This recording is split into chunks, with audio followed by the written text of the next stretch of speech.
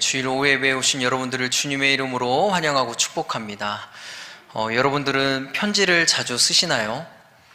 네, 저는 자주 쓰지 않습니다. 왜냐하면 제 마음과 달리 글씨가 춤을 추기 때문입니다. 그래서 잘 편지를 쓰지 않는데, 만약에 제가 우암교회에 있는 동안에 저의 편지를 받으신 분이 계신다 그러면 제가 정말로 사랑하고 아끼는 분이시거나 아니면 저에게 돈을 빌리고 갚지 않으신 분이거나 둘 중에 한 분이십니다. 얼마 전에 제가 이전에 사역했던 그 교회에서 만났던 한 학생이 저한테 카톡을 보냈어요. 어떻게 보냈냐면, 목사님 힘들 때마다 목사님께서 써주신 편지를 읽으며 다시 힘을 내곤 해요. 감사해요 라고 하면서 제가 썼던 편지를 함께 찍어서 보냈더라고요. 이 친구가 청소년 시기에 굉장히 힘든 시기를 보냈거든요. 하루는 애가 방에서 나오지도 않고 학교도 안 가고 방에만 있는 거예요. 그래서 어머니께서 저한테 전화가 왔는데 제가 뭐 어떻게 할 수 있는 게 아니잖아요. 그래서 너무나 안타까운 마음에 편지를 써서 마카롱과 함께 같이 이렇게 만나서 줬던 기억이 있습니다. 그런데 제가 그 편지의 내용을 다 기억하지 못하지만 기억나는 부분이 뭐냐면, 이렇게 편지를 썼던 게 기억이 납니다. 누구야, 지금 시간이 너에게 힘들고 어려운 시간일 테지만 그냥 마냥 땅에 쏟아버리는 시간이 아닐 거야. 내 인생은 여전히 하나님의 손 위에 있고, 그리고 여전히 하나님은 널 사랑하셔. 그러니 힘을 내보자. 목사님과 함께 기도할게 라고 하는, 그렇게 썼던 내용은 기억이 납니다. 그 편지를 지금도 이제 보면서 힘을 얻는다는 거죠. 그런데 여러분, 중요한 것은 이 편지가 이 학생에게 위로와 격려가 되는 이유가 뭘까요? 그날은 제가 갑자기 성령님이 임해서 글씨가 막 반듯하게 감동적으로 제가 편지를 써서 그랬을까요? 그렇지 않다라는 거죠. 이 학생에게 이 편지가 위로와 격려가 되는 이유는 그 편지 안에 그 학생을 향한 하나님의 마음이 담겨져 있기 때문입니다. 글자가 아니라 그 학생을 향한 하나님의 마음과 뜻이 여전히 그 친구의 삶을 다독이고 위로하고 있다라는 것이죠. 여러분, 바울의 편지들도 마찬가지예요. 많은 바울의 편지들을 보면 때로는 투박하고 때로는 거친 언어들을 사용하지만, 그럼에도 불구하고 그 편지가 교회와 성도들에게 도전을 주고 위로와 격려를 주는 이유는 그 안에 교회와 성도를 향한 하나님의 마음과 뜻이 담겨져 있기 때문입니다. 여러분, 오늘 우리는 이 빌립보 교회에 보내는 바울의 편지를 함께 나눌 텐데, 바라고 원하기는 이 말씀을 통해서 우리 교회와 저와 여러분들을 향한 하나님의 뜻과 계획을 발견하는, 하나님의 마음을 느끼는 그런 시간이 되기를 주님의 이름으로 축원합니다. 여러분, 오늘 말씀을 보면 빌립보서는 바울이 로마 감옥에 있을 때 썼던 편지예요. 감옥에 갇혔을 때 재정적 지원을 해준 것에 대한 감사의 편지이고, 그리고 또 감옥에 있는 자신을 돌보기 위해서 빌립보 교회가 파송했던 에바브로디도가 건강을 다시 회복했으니 안심하라 라는 그런 소식을 전하기 위해서 썼던 편지입니다. 또 내부적으로는 분쟁과 다툼이 있고, 외부적으로는 유대인과 로마의 핍박을 받으면서 경제적인 어려움 가운데 있으면서 그렇게 힘든 시간을 보내는 빌립보 교인들을 위해서 바울이 펜을 들었던 거예요. 근데 오늘 말씀의 1절을 보면 바울과 디모데는 자신을 가리켜서 어떻게 소개하냐면 그리스도 예수의 종이라고 표현을 합니다. 여러분, 이 짧은 본문에서 반복되는 말이 있거든요. 계속해서 사용되는 단어가 있는데 그게 무엇일까요? 바로 그리스도 예수라는 표현입니다. 이 짧은 본문에 무려 3번이나 등장을 한다라는 거예요. 여러분, 이 호칭은 주로 옥중서신에서 사용되었던 표현입니다. 그리스도라는 말은 기름 부음을 받은 자라는 그러한 말을 번역한 것이죠. 그리고 예수라는 말은 여호와는 나의 구원이시다, 여호와는 구원이시다 라는 말을 번역한 말입니다. 뜻이라는 거죠. 그러니까 바울은 지금 일부러 그리스도 예수라는 말을 반복해서 사용하면서 인간의 몸을 입고 온 예수님이 구약 성경에서 언급했고 기다렸던, 우리가 그토록 소망하며 기다렸던 메시아다라는 것을 계속해서 선포하고 있는 거예요. 여러분, 바울에게는 예수님은 하나님의 아들이요 나의 구원자이십니다 라고 하는 믿음이 있었어요. 그렇다면 여러분들에게도 이러한 신앙의 고백이 있으십니까? 초대교회 시대에는 예수님을 드러내놓고 믿지 못했습니다. 그래서 서로 이렇게 신자인 것을 확인하는 방법이 있었는데, 그게 뭐냐면 물고기 그림을 그리는 것이었어요. 이 물고기가 익투스라고 하는데, 그리스어로 이에수스, 크리스토스, 테우, 휘오스, 소테르라는 말입니다. 이 글자의 첫 글자를 따서 만든 단어인데, 이 뜻은 예수 그리스도 하나님의 아들 구세주라는 뜻이에요. 즉 예수 그리스도는 하나님의 아들이요 우리는 그분이 메시아임을, 우리의 구주임을 믿습니다 라고 하는 신앙 고백인 거죠.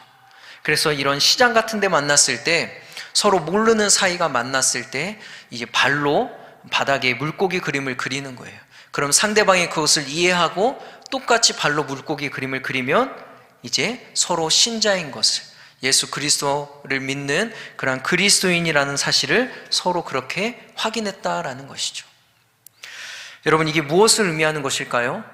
기독교인이라면 그리스도 예수라는 믿음이 반드시 있어야 된다라는 거죠. 만약 나는 예수님이 하나님의 아들이고 그리고 나의 구원자이심을 내가 믿습니다라는 고백이 없다면 결코 그리스도인이 아니다라는 거예요. 그럼 여러분들에게는 이러한 믿음이 있으십니까? 이러한 신앙 고백이 있으세요? 그럼 증명해 보십시오. 그 믿음을 어떻게 증명하시겠습니까? 우리도 만날 때마다 물고기 그림을 그릴까요? 어떻게 이것을 증명할 수 있을까요? 사랑하는 성도님들, 우리는 이 믿음이 말이 아니라 삶으로 증명된다는 사실을 기억해야 합니다. 내가 그렇게 말한다고 해서 나에게 그 믿음이 있는 것이 아니라 내 삶으로 그 믿음이 드러나야 된다는 거죠. 바울을 한번 볼까요? 사도행전 9장에서 바울은 다메섹을 향해 가고 있었어요. 왜 가고 있었죠? 믿는 자들을 남녀 막론하고 다 잡아가기 위해서 다메섹을 향해 가고 있었어요. 그 기세가 얼마나 무서운지 그 위협과 살기가 등등했다라고 표현을 해요. 그렇게 다메섹에 다 이르렀을 때, 가까이 이르렀을 때 호련히 하늘에서 빛이 비추고 음성이 들려와요. 사울아, 어찌하여 내가 나를 핍박하느냐라고 하죠. 그때 사울이 누구십니까? 라고 물어요. 주님이 대답하시죠. 나는 너가 박해하는 예수다 라고 이야기해요. 그 일 후에 바울에게는 놀라운 변화가 일어납니다. 어떤 변화가 일어납니까? 믿는 자들을 핍박하던 자가 편지를 통해서 복음을 가르치고 위로하고 격려하는 자로 바뀌었다라는 거예요. 다시 말해서 다메섹으로 가던 그의 인생이 이제는 주님께 향하는 인생으로, 주님을 위한 인생으로 바뀌었다라는 것이죠. 여러분, 이러한 일이 어떻게 일어날 수 있는 거예요? 그가 다메섹에서 예수님을 만났고 예수님이 하나님의 아들이요 우리가 그토록 기다리던 메시아, 나의 구원자이십니다라고 하는 그러한 것을 깨달았기 때문이죠. 여러분, 즉 그리스도 예수의 믿음이 있는 사람들에게는 반드시 한 가지 나타나는 것이 있는데, 그것은 무엇이냐면 인생의 방향이 바뀐다라는 것입니다. 인생의 방향이 달라진다라는 것이죠. 여러분, 제가 오래전에 한 장로님의 간증을 들었던 적이 있어요. 제 모교회에서 간증 집회를 할 때 간증을 들었는데, 이분이 2살 때 사고로 곱추가 되었습니다. 근데 여러분, 얼마나 힘들게 자랐을까요? 얼마나 힘들었을까요? 제가 아직도 간증 중에 기억나는 부분이, 이 장로님이 이렇게 사람이 많은 곳에 가면 벽부터 찾았다고 해요. 왜 벽부터 찾았을까요? 자기의 등을 가리기 위해서. 그래서 공부를 할 때도 도서관에서 공부를 하면 너무나 신경이 많이 쓰였대요. 자기의 등을 다 볼 수 있으니까. 겉으로는 성실하고 착하지만 속에는 열등감과 복수심, 두고 봐라 내가 너희들보다 반드시 꼭 성공한다라고 하는 복수심과 열등감, 수치심이 가득했다라는 거죠. 그래서 교회는 다니지만 빈 껍데기로 신앙생활을 했다라는 거예요. 그리고 어찌어찌해서 이게 성악 교수가 되고 오페라 극단을 운영하면서 큰 성공을 합니다. 그러다가 쫄딱 망해요. 그리고 큰 빚에 이렇게 큰 빚을 가지고 살게 되는 거죠. 그러다가 하루는 아내가 갑자기 부흥회를 가겠다고 이렇게 일어서더래요. 그래서 본인도 따라갔다고 합니다. 그런데 가고 싶어서 간 게 아니라 아내가 나를 버릴까 봐 무서워서 아내의 비유를 맞추느라 그렇게 갔다고 해요. 그래서 자리에 앉아 있는데 등은 그렇게 굽어서 불편하지. 그리고 사람들의 시선도 불편하지. 내가 오늘만 나오고 다음부터는 안 나온다라는 마음으로 그 자리에 앉아 있었다고 해요. 그런데 문득 마음속에 어떤 생각이 드냐면, 그래, 그냥 한번 시키는 대로 해보자라는 생각이 들더래요. 그냥 문득, 그래, 한번 시키는 대로 한번 해보자. 그러더니 생전 처음으로 목사님의 말씀이 들리기 시작하고, 자신이 제일 싫어하던 찬양, 왜 나만 겪는 고난이냐고 그 찬양을 부르면서 손을 들고 눈물을 흘리면서 그렇게 불렀대요. 근데 놀라운 것은 그때부터 주님께서 이분의 등을, 굽었던 등을 펴기 시작하시면서 그 복수심과 수치심, 열등감으로 똘똘 뭉쳐있던 그 마음을 어루만지기 시작하셨다고 합니다. 상한 몸과 마음을 고치시고 절망의 삶에서 건지시는, 구원하시는 주님을 만난 것이죠. 이후에 이 장로님은 CCM이나 복음성가는 수준이 낮다라고, 왜냐하면 가곡 같은 걸 불렀기 때문에 수준이 낮은 그런 CCM이나 찬양은 내가 안 부른다, 부르기가 싫다라고 그렇게 마음을 가졌던 이 장로님이 자신이 만난 예수님을 간증하고 찬양하는 삶으로 바뀌었다라는 거예요. 복수심과 열등감으로 가득 찼던 그렇게 살았던 삶에서 예수님을 따르는 인생의 방향이 그렇게 달라지게 되었다라는 거죠. 사랑하는 성도님들, 그렇다면 여러분들의 인생의 방향이 달라지셨나요? 여러분, 요한복음을 보면 요한복음에서는 이미 우리에게 새로운 길이 열렸다라고 이야기해요. 그 길은 무엇이냐면 바로 길과 진리요 생명 되시는 주님을 따르는 길이죠. 우리에게 이미 그러한 새 길이 열렸다라고 이야기해요. 그래서 그리스도 예수의 믿음을 가진 사람은 그 길을 걷는 사람이다라는 것이죠. 그렇다면 예수님을 믿고 여러분들의 인생의 길은 달라지셨나요? 우리가 말로는 달라졌다, 인생의 방향이 바뀌었다라고 이야기하지만, 안타깝게도 많은 이들이 입으로는 그렇게 이야기하지만, 예수님은 하나님의 아들이요 나의 구원자이십니다 라고 이야기하지만 여전히 다메섹을 향해 가는 바울의 삶처럼 살아가고 있다는 거예요. 말씀을 부인하고 나의 욕심과 욕망을 위해서 살아가고, 내가 어렵고 힘들 때, 필요할 때만 예수님을 찾죠. 주님의 몸된 교회를 위해서 헌신할 때, 주님을 위해서 헌신할 때는 당신이나 하세요라고 이야기하면서 나의 만족과 유익을 위해서는 누구보다도 간절하게 기도하고 열심을 낸다라는 거예요. 여기에 저도 예외일 수 없죠. 우리는 모두 다 그렇게 예수님을 팔고 예수님을 이용하면서 살고 있다라는 거예요. 그러나 이제는 그 길에서 우리는 돌아서야 될 줄 믿습니다. 가던 길에서 멈추고 턴해서 예수님을 따라가야 돼요.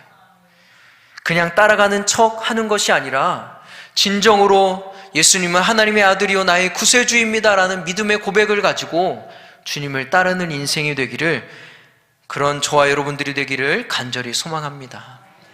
그렇다면 여러분, 우리가 주님을 어떤 모습으로 따라야 될까요? 그리스도 예수의 믿음으로, 그 믿음을 가지고 주님을 어떻게 따라야 될까요?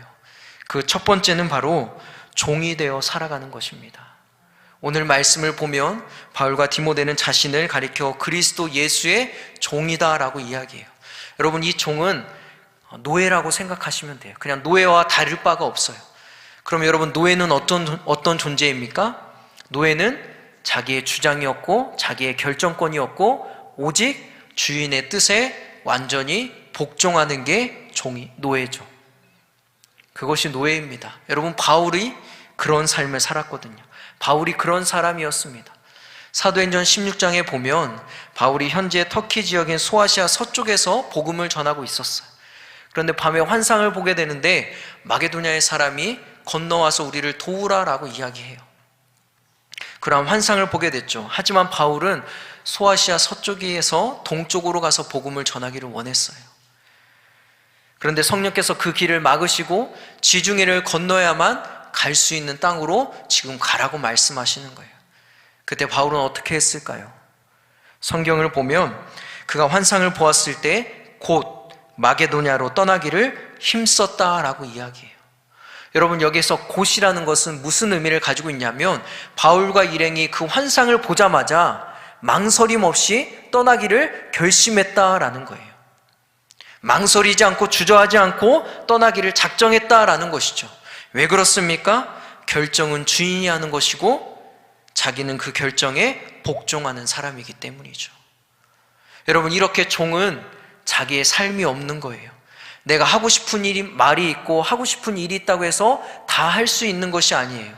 오직 주인의 뜻에 따라 살아가는 것이 노예의 삶, 종의 삶이다라는 것이죠. 그렇다면 여러분들은 지금 종이 되어서 종의 모습으로 예수님을 따라가고 계시나요? 사실 우리는 겉으로는 종이라고 이야기하지만 너무나도 명백하게 주인처럼 행세하며 살아가죠. 예수님을 주인의 자리에서 끌어내리고 내가 그 자리에 올라가서 자기 중심적으로 살아간다라는 거예요. 예수님께서 내 삶을 인도하셔야 되는데 내가 판단하고 내가 결정하고 내 마음대로 통제하면서 자기 중심적으로 그렇게 삶을 살아가고 있다는 것이죠. 그런데 여러분, 우리가 이것을 좀 잘 생각해 보기 원합니다. 이 세상을 만드신 분이 누군가요? 나를 창조하신 분이 누구입니까? 하나님이죠. 시편 139편 13절에서도 이렇게 이야기해요.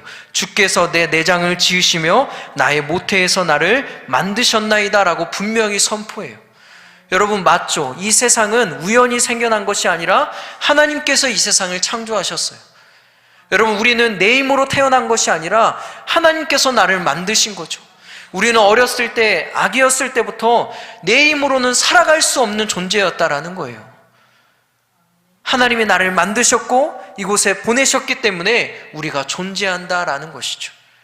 하나님은 창조주고 나는 피조물이다라는 거예요. 그러므로 하나님이 주인인 거예요. 하나님이 주인이 될 수밖에 없다라는 거예요. 그리고 종은 자기 생각과 결정을 내려놓고 주인 대신 하나님이 인도하시는 대로 따라 순종해야 되는 의무만 있는 것입니다. 여러분, 데이빗 케이프 목사님이 쓴 예수를 위한 바보라는 책에 이러한 이야기가 나와요. 목사님께서 남아프리카에서 안정적이고 성공적인 목회를 하고 계셨어요. 그런데 어느 날 주님께서 이렇게 말씀하시는 거예요. 너는 거리에 나가서 사람들의 발을 씻어라. 아니 주님, 제가 지금 너무나 잘 목회를 하고 있는데 갑자기 이게 무슨 말입니까? 갑자기 나가서 사람들의 발을 씻으라니요. 근데 주님이 또 말씀하세요. 나가서 발을 씻어줘라. 절망에 처한 사람, 문제 있는 사람에게 가서 그들의 발을 씻어줘라. 그때부터 이 목사님이 모든 사역을 내려놓고 예수님이 씻긴 발은 행복한 발입니다 라는 문구가 새겨진 티셔츠를 입고 대야에 십자가를 새기고 20kg이 넘는 그 무게가 되는 짐을 가지고 세계를 다니면서 사람들의 발을 씻겨주기 시작하셨어요. 그 중에는 국가의 수장도 있고 시장들도 있고 거기서부터 시작해서 한센병 걸린 사람, 깡패들, 그리고 또 알코올 중독자, 주님이 마음을 주시면 누구든지 가서 그 발을 씻어줬어요. 그런데 놀라운 일이 일어나는 거예요. 그 자리에서 놀랍게 깨진 가정이 회복되고 그리고 그 자리에서 깡패가 회개하고 예수님을 영접하는 놀라운 일들이 일어나기 시작하는 거예요. 목사님이 이렇게 말해요. 하나님 나라에 이르는 비결은 순종하는 종의 마음이라고 했습니다. 하나님 나라에서는 성공이나 실패가 없고 오직 순종만이 있을 뿐입니다. 여러분, 종에게는 순종하는 마음만 있어야 될 줄 믿습니다. 여러분들에게는 그러한 마음이 있으신가요? 이것이 왜 중요하냐면 사도행전 16장에서 바울은 환상을 보고 이 일행과 함께 거기서 떠나기를 결심을 해요. 그래서 마게도나로 도착하죠. 그리고 세운 교회가 빌립보 교회입니다. 여러분, 제가 이것을 묵상하면서 저에게 이런 깨달음이 왔어요. 이런 감동이 왔어요. 우리 예수님은요, 소위 세상에서 능력 있는 사람을 사용하시는 분이 아니에요.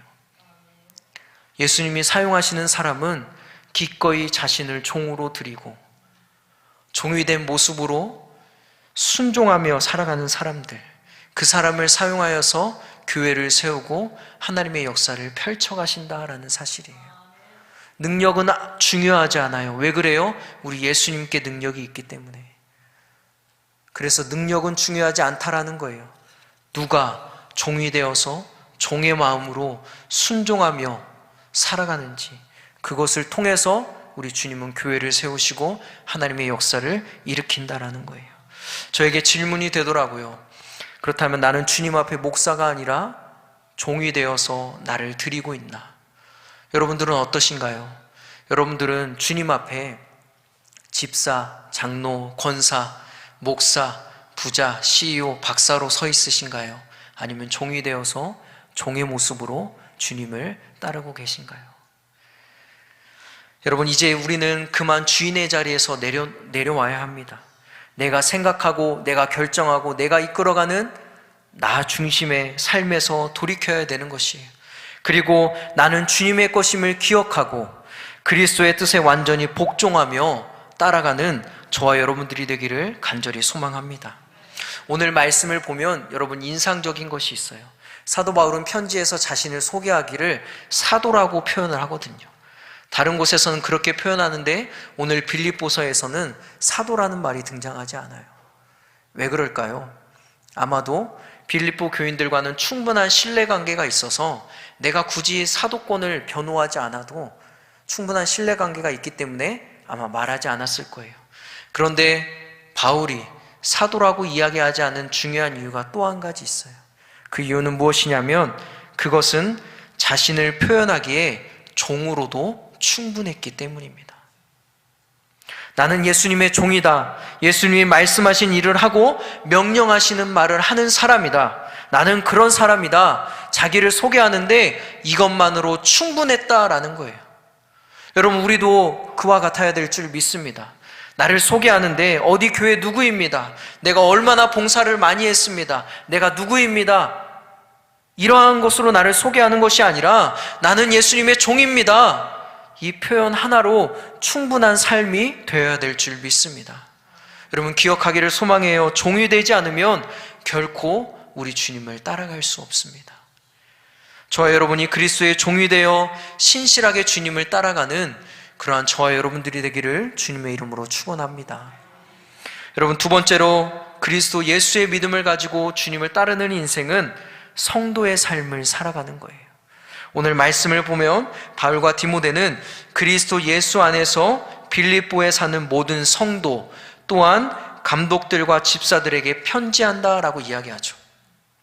여러분, 이렇게 보면 성도랑 감독과 집사를 구분해서 이야기하는 것 같은데 이 또한이라는 말을 다르게 해석하면 뭐뭇을 포함하여 라는 뜻이에요. 다시 말하면 감독과 집사를 포함한 모든 성도라고 이야기를 하는 거예요. 감독과 집사를 포함한 모든 성도. 그러니까 여러분, 감독과 집사라는 것은 교회의 재정을 운영하고 공동 식사를 섬기는 직책일 뿐이지 그게 우리의 정체성을 의미하는 것은 아니다라는 거예요.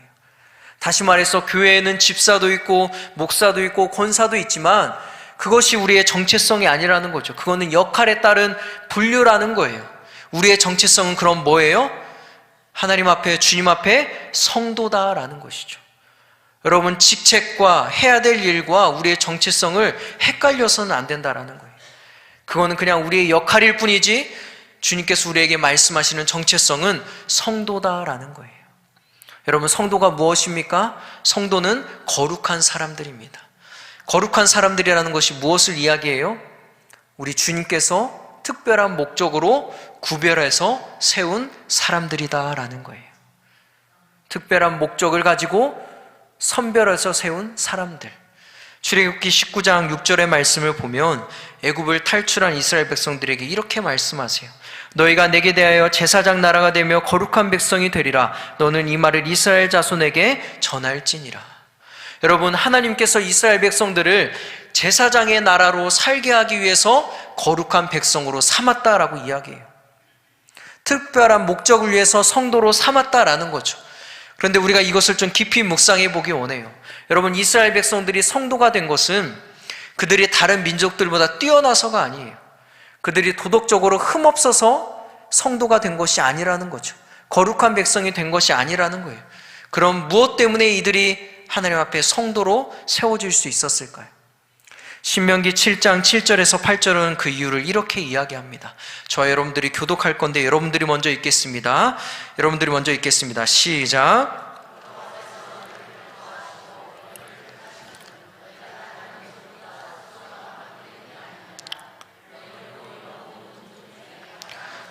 우리 함께 읽어볼까요? 여호와께서 다만 너희를 사랑하심으로 말미암아 또는 너희 조상들에게 하신 맹세를 지키려 하심으로 말미암아 자기의 권능의 손으로 너희를 인도하여 내시되 너희를 그 종되었던 집에서 애굽 왕 바로의 손에서 속량하셨나니.